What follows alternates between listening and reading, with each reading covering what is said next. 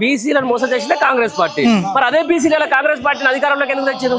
ఏదో ఎందుకు తెచ్చారు అంటే అమ్మారు అంటే 40% రిజర్వేషన్ అని చెప్పిండు. నెక్స్ట్ బీసీలకు ఉప ముఖ్యమంత్రి ఇస్తాను చెప్పిండు. లేదంటే 40% రిజర్వేషన్ చెప్పిండు. అట్లా కూడా ఆమె 420 హామీలు ఇస్తే నిజంగా ఇస్తారేమని చెప్పేసి నమ్మిండు ఒకసారి. మళ్ళీ 10 సంవత్సరాలు కేసీఆర్ మంచిగా ఇచ్చిండు.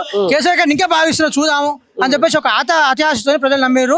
మన నమ్మి మోసపోయాడు, నిజంగా కూడా మోసపోయాడు. నిజంగా తమ్ముండి ఉస్మాన్ రెడ్డికి రా, లేదంటే అశోక్ నగర్ రా, నిజంగా ఒక జిల్లాకు ఒక ఊరికి వచ్చి మీటింగ్ పెట్టు. ఎట్లా ప్రభుత్వ వ్యతిరేకం వస్తుంది? మీరే ఉన్నారు, ఉస్మాన్ యూనివర్సిటీ అంటున్నారు, నల్గొండ ఇప్పుడు మహాత్మా గాంధీ మిమ్మల్ని వాడుకొని చాలా మంది ఇలా పదవులు ఎమ్మెల్సీలు అయ్యిండ్రు, గ్రంథాలయ చైర్మన్లు అయ్యిండ్రు. మరి వాళ్ళు ఏమన్నా మధ్యలో వస్తూ రావచ్చు కనపడి ఎప్పుడు వచ్చిరే రమ్మని తమ్ముంటే పిల్లలు ఫోన్ మాట్లాడతానికి గతంలో మేము మొత్తం ఆడిస్తున్నారు. మా పోలీసులు పెట్టి అరెస్ట్ చేస్తూనే పోకముందుకు అసలు యూనివర్సిటీ బంధిస్తున్నాయి. ఇప్పుడు యూనివర్సిటీ మొత్తం పోలీస్ స్టేషన్ లేని యూనివర్సిటీ విద్యాలయాలు లేవు. యూనివర్సిటీ మొత్తం పోలీసులు అడ్డగా అయింది. పోలీసులే కాపాలిస్తారు. ఇలా వీసీలు లెక్చరర్లు పాలిస్తారు యూనివర్సిటీని.